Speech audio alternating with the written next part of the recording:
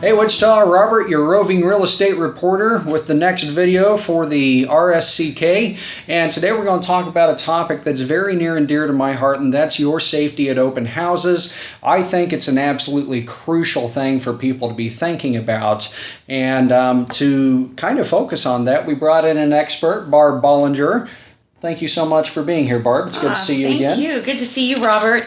Thanks for letting me discuss this topic with everyone. It's extremely important. I'm very passionate about it. In fact, it is one of the first training sessions that I have with my agents at our office. As it should be. Always about safety, out in the field, at opens, at every step of the way.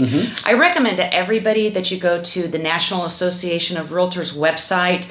Explore the great tools, the systems there, the videos that are there, the materials, and familiarize yourself with everything that they're offering through their reporting, realtorsafety.org. There's just so much out there. So I like to start there. Absolutely. So once again, your realtor membership has more benefit than simply being able to wear the pin. Absolutely. So use the resources that we've got. So Barb, what I would like to do now is I would like to just kind of open this up, and I would like you to tell us any tips that you've got for keeping people safe, and just kind of share those with whoever's watching. Sure, I'd love to. Some things that maybe people don't think about that I think are very important is that you take the opportunity prior to your open to visit the home, visit the neighborhood, and it may be your listing or it may not be your listing. It may be something that you're holding open for somebody else, which happens all the time. So take the time, make a trip over to the house. Saturday morning is a great time to do this, or maybe a Friday evening if you've got great daylight and people are outside doing yard work. Make some flyers of your house. Do some visiting of the neighbors. Hand them a flyer, invite them over, tell them to come over and tour the property. But most of all, make sure that you ask them to please keep a lookout for you. Make sure that they know that you're going to be there from 2 to 4. And if they say anything out of the ordinary, to please stop in or give you a call. Networking? That's exactly right. Circle prospecting, it works both ways. So this has more than one benefit. In addition to putting your signs out at the correct time so the sign Nazis don't take them, you have the opportunity to meet the neighbors and tour the property, so you've got a better idea of what could potentially be out if you need it. Absolutely. And a spin-off of that while you're out in your car is to make a stop over to the local fire station or the police substation. Hand them a flyer, invite them over. What you've done at that moment is if you've put in your face, your address, the time, where you're going to be in the hands of potentially first responders in an emergency situation. Brilliant. I like that one as well. That's brilliant. Another favorite of mine, and it's very common, is the buddy system. There is absolutely nothing wrong with you having a friend, a spouse, a partner, a peer, a team member attend that open house with you.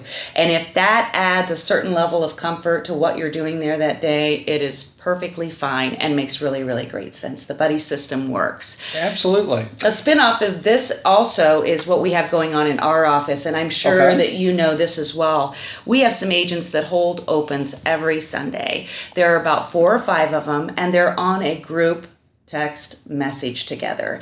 Smart. Each one knows where the other one's going to be. They do an initial check-in when everybody arrives at their property that says, I'm here, I'm safe, I'm getting set up. Every 15 minutes, there's a group text that goes out to everybody on that message, and you have to respond with whatever that is. If it's okay, or I'm fine, or good. But if you don't respond, they're going to pick up the phone and call you immediately, and emergency procedures will be put into place if you don't answer. That's a great idea. And statistically, you are much less likely to be the victim of an assault if you have somebody with you. Hungry lions go after the single at the end of the line. Don't be that one. That's exactly right. That's exactly right. So Barb, do you have anything else maybe in closing that you'd really like to throw out there for the general area, just anything that you notice about our area, and any suggestions? I think that basically you have to have a feeling of control. And I think you have to be very strong. I think you have to make sure that you're confident about what you're doing. And if you've done all your outreach and you've let people know where you're at, and you have safety procedures on your phone. There's great apps out there right now. There's Life 360, there's BSAFE. And as long as you have an alert that you could get to immediately on your phone, always have your phone with you, I think that you've put a lot of great processes into place to create a really safe open house for yourself. Sure. Well, Barb, do you have anything else you'd like to add? Be safe out there.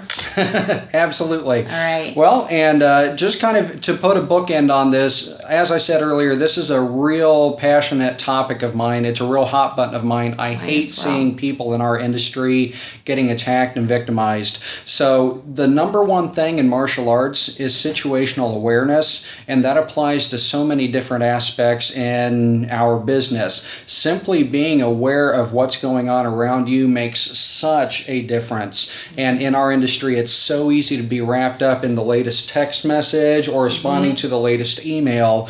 And in doing so, you do somewhat sacrifice your safety. So if you're in a home by yourself, be sure that you're near the window when you're answering a text message so you can at least see who's coming up the sidewalk. So in closing, have an escape route as well. Absolutely. Always know how you can get out of the house besides the front door. And make sure that is planned prior to that 2 o'clock opening. And that's why it's important for you to go out the Friday night when you're putting your signs out at the proper time to make sure that you tour the property and make sure that you know the home inside and out. So guys, with that being said, I just want to thank you, Barb. Thank you, Robert. Very much appreciate your input. Guys, you have a wonderful week. And as always, enjoy. Let's get moving.